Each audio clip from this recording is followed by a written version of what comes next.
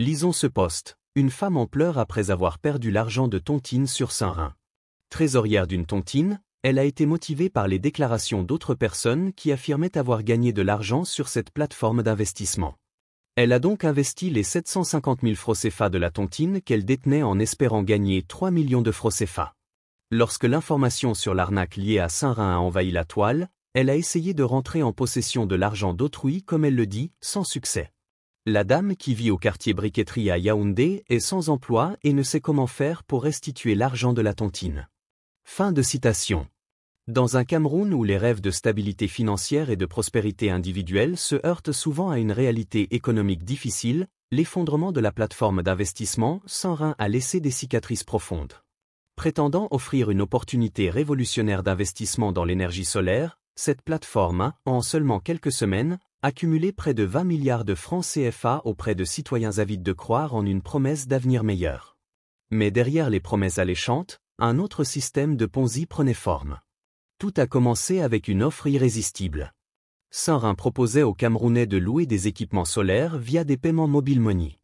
En retour, les souscripteurs se voyaient promettre des bénéfices tirés de la vente d'électricité générée par ces équipements. Pour seulement 40 000 francs CFA, un investissement supposé modeste, les participants étaient assurés de gains pouvant atteindre 2,6 millions de francs CFA par an. Pour couronner le tout, un système de parrainage permettait d'augmenter les profits de 10 à 15%, incitant à recruter de nouveaux membres. Cette offre avait tout d'un piège parfaitement huilé. Avec des publicités ciblées, une communication soignée et même le soutien apparent de personnalités publiques, Saint-Rein inspirait confiance. Des chanteurs célèbres et des influenceurs des réseaux sociaux se sont involontairement retrouvés complices de ce stratagème en vantant l'opportunité, sans vérifier la légitimité de l'entreprise. Les témoignages, souvent truqués, de pseudo-bénéficiaires affirmant avoir touché des sommes mirobolantes ont achevé de convaincre les plus sceptiques. Mais derrière ce vernis attrayant, la réalité était bien différente. Saint-Rein, comme tout système de Ponzi, fonctionnait sur un principe simple mais diabolique. Les investissements des nouveaux participants étaient utilisés pour rémunérer les plus anciens. Tant que de nouveaux souscripteurs affluaient, l'illusion de la rentabilité pouvait se maintenir. Cependant, une fois que les recrutements se sont taris, l'effondrement est devenu inévitable. Des milliers de familles ont vu leurs économies disparaître du jour au lendemain. Certaines avaient contracté des prêts, convaincues de la sécurité et de la rentabilité de cette opportunité. Loin d'apporter des bénéfices, cet investissement les a plongés dans un gouffre financier.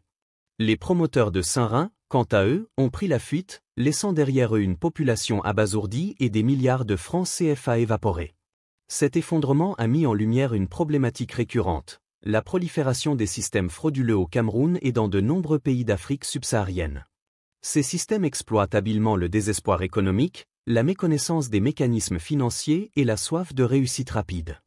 Ils s'appuient sur des techniques de manipulation psychologique, renforçant leur crédibilité par des séminaires entrepreneuriaux bien orchestrés, des sites internet professionnels et l'utilisation d'ambassadeurs influents. L'histoire de Saint-Rein n'est pas une première. Ces dernières années, des plateformes similaires ont émergé, promettant des rendements astronomiques pour des investissements modestes. Leur effondrement, souvent inévitable, entraîne des conséquences dévastatrices pour les investisseurs. Pourtant, malgré les avertissements des autorités et les précédents médiatisés, ces systèmes continuent de séduire un grand nombre de personnes. Ce scandale a également souligné la responsabilité collective dans la lutte contre ces arnaques. Les autorités camerounaises ont appelé à une vigilance accrue et à un renforcement de l'éducation financière. Les citoyens doivent apprendre à reconnaître les signes révélateurs des systèmes frauduleux, des promesses de gains irréalistes, des structures opaques, un marketing agressif et des récompenses disproportionnées pour le recrutement de nouveaux membres. Mais la lutte contre ces systèmes ne peut être menée uniquement par les victimes ou les autorités. Les influenceurs, les médias et les leaders d'opinion ont également un rôle crucial à jouer. En s'associant à des entreprises sans vérifier leur légitimité, ils risquent de devenir des complices, même involontaires, de ces stratagèmes. Il est donc essentiel d'exiger une transparence totale de la part des entreprises promues et de sensibiliser leur audience aux dangers des investissements non régulés. Alors que l'enquête sur Saint-Rein se poursuit, les autorités camerounaises doivent faire face à un défi de taille, rétablir la confiance du public dans le système économique. Cela passe par une répression exemplaire des responsables, une régulation stricte des plateformes d'investissement et une sensibilisation massive à l'échelle nationale. Il est également crucial d'offrir des alternatives légitimes pour canaliser l'énergie entrepreneuriale des citoyens, afin qu'ils ne se tournent plus vers ces solutions frauduleuses. Le scandale Saint-Rein, bien qu'il soit une tragédie pour les victimes, pourrait également servir de catalyseur pour un changement profond. En exposant les failles du système actuel et en renforçant la régulation, le Cameroun a l'opportunité de devenir un exemple en matière de prévention et de lutte contre les arnaques financières. Cependant, cela nécessite un engagement collectif, une volonté politique et une mobilisation de tous les acteurs de la société. L'histoire de Saint-Rein est un rappel brutal des dangers d'une quête désespérée de succès rapide. Mais elle est aussi une opportunité de réflexion et de transformation. Pour les milliers de victimes, c'est une leçon douloureuse, mais pour le pays tout entier, c'est un appel à l'action. Ensemble, en tirant les leçons de ce drame, il est possible de bâtir un avenir où la confiance et la transparence prévaudront sur la cupidité et la tromperie. Les victimes du scandale Saint-Rein ne se contenteront pas de se lamenter sur leurs pertes. Beaucoup cherchent déjà des moyens de se mobiliser pour exiger des comptes, non seulement des promoteurs de cette arnaque, mais aussi des institutions qui auraient pu, ou dû, prévenir un tel désastre. Pourquoi une entreprise aussi visible a-t-elle pu opérer si librement, accumulant des milliards de francs CFA, sans que personne ne s'interroge sur sa légitimité? Pourquoi les mécanismes de régulation financière n'ont-ils pas tiré la sonnette d'alarme plus tôt? Ce sont des questions qui résonnent dans tout le pays, et elles appellent des réponses claires. En parallèle, ce scandale a également jeté une lumière crue sur la vulnérabilité économique de nombreuses familles camerounaises. La précarité pousse certaines personnes à prendre des risques insensés dans l'espoir d'un meilleur avenir. Lorsqu'une opportunité comme Saint-Rein se présente, avec des promesses de gains rapides et des témoignages apparemment fiables, il devient difficile de résister à la tentation. Pourtant, cette vulnérabilité n'est pas seulement économique, elle est aussi informationnelle. Beaucoup de victimes n'avaient pas les outils nécessaires pour évaluer de manière critique l'offre de Saint-Rein, et cela doit changer. Il est impératif de mettre en place des campagnes d'éducation financière à grande échelle, ciblant toutes les couches de la population. Ces campagnes devraient enseigner aux citoyens comment repérer les signes d'une arnaque financière, comment évaluer les risques associés à un investissement, surtout, comment distinguer une opportunité légitime d'une promesse trop belle pour être vraie. Les médias, les écoles, les organisations communautaires et même les entreprises privées peuvent jouer un rôle dans cette sensibilisation.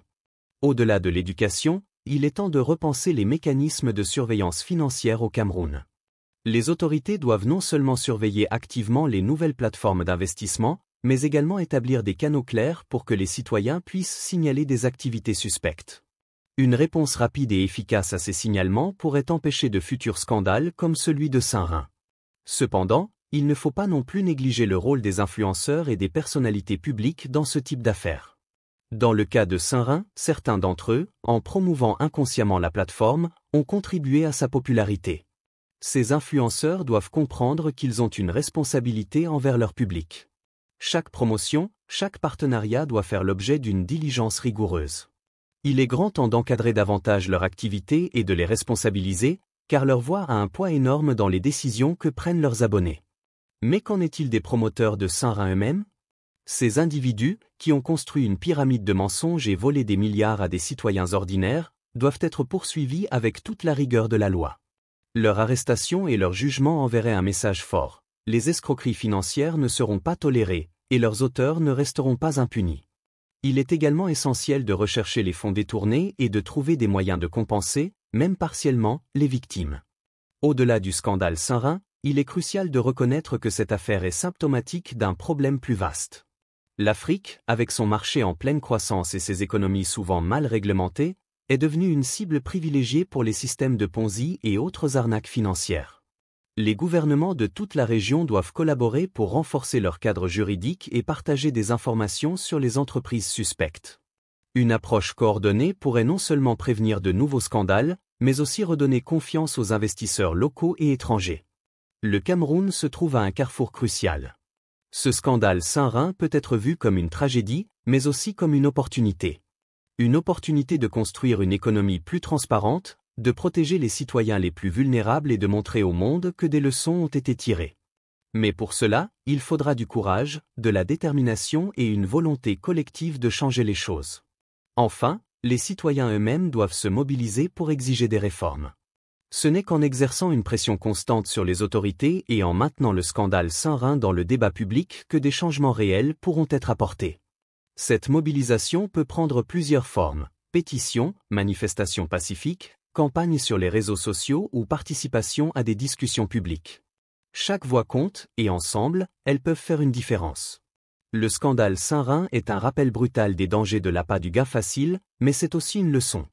Une leçon sur l'importance de la vigilance, de l'éducation et de la solidarité. Ensemble, les Camerounais peuvent transformer cette épreuve en une victoire pour la justice et la transparence. Le chemin sera long et difficile, mais il en vaut la peine. Parce qu'au bout du compte, c'est l'avenir de tout un pays qui est en jeu. L'avenir du Cameroun repose sur la capacité de ses citoyens et de ses institutions à tirer des leçons de scandales comme celui de Saint-Rein. Il ne s'agit pas simplement de réparer les dommages causés à court terme, mais de construire une société où de telles arnaques ne trouvent plus de terreau fertile. La vigilance individuelle et collective doit devenir une norme. Cela implique de poser des questions, de rechercher des informations fiables et surtout, de ne pas céder à la tentation de gains rapides sans fondement logique. Le cas Saint-Rein montre également l'importance de la transparence et de l'intégrité dans les affaires. Chaque entreprise, chaque acteur économique doit opérer avec une responsabilité envers la communauté. Il est temps que le secteur privé camerounais, tout comme les autorités publiques, adopte des pratiques qui inspirent confiance et favorisent un climat d'affaires sain. Pour y parvenir, les leaders d'opinion, les médias et les organisations de la société civile ont un rôle clé à jouer.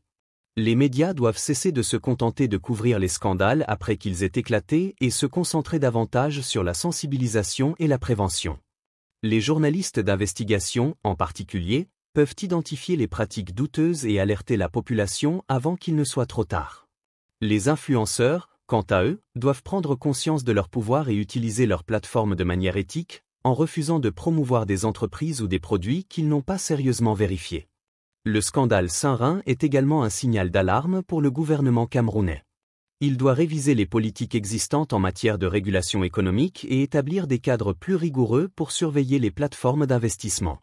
Une base de données publiques des entreprises légitimes, une unité spécialisée dans la cybersécurité économique et des partenariats avec des experts financiers pourraient constituer des premières étapes importantes. Il est également essentiel de renforcer les mesures punitives contre les fraudeurs. Les peines infligées aux auteurs de systèmes de Ponzi doivent être suffisamment dissuasives pour empêcher de futures tentatives.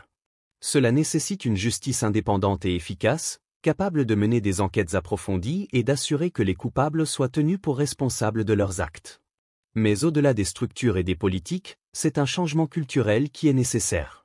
Le Cameroun doit nourrir une culture de méfiance constructive vis-à-vis des promesses de richesse facile. Les citoyens doivent être encouragés à prendre le temps de vérifier, à se former et à chercher des conseils avant de prendre des décisions financières importantes. Une société qui valorise la patience, le travail acharné et l'éducation financière sera beaucoup plus résistante face aux arnaques. Le scandale Saint-Rein n'est pas seulement une tragédie pour ceux qui ont perdu leurs économies, c'est aussi une opportunité pour le Cameroun de montrer sa résilience. Les victimes doivent être entendues et soutenues, mais elles ne doivent pas être définies par leurs pertes. En se regroupant, en partageant leurs expériences et en sensibilisant d'autres personnes, elles peuvent transformer cette douleur en une force pour le changement. Chaque Camerounais a un rôle à jouer dans cette transformation. Refuser de tomber dans le piège des promesses trop belles pour être vraies, exiger des comptes de ceux qui sont au pouvoir et promouvoir une économie basée sur la transparence et l'intégrité. Ensemble, ils peuvent construire un avenir où les scandales comme Saint-Rein ne seront plus qu'un mauvais souvenir. L'histoire du Cameroun est en train de s'écrire, et chacun a la possibilité d'en être un acteur. Car, en fin de compte, ce n'est pas seulement une question d'argent ou de réglementation. Il s'agit de confiance. La confiance des citoyens dans leur système économique, dans leurs institutions, surtout, dans leur propre capacité à discerner le vrai du faux.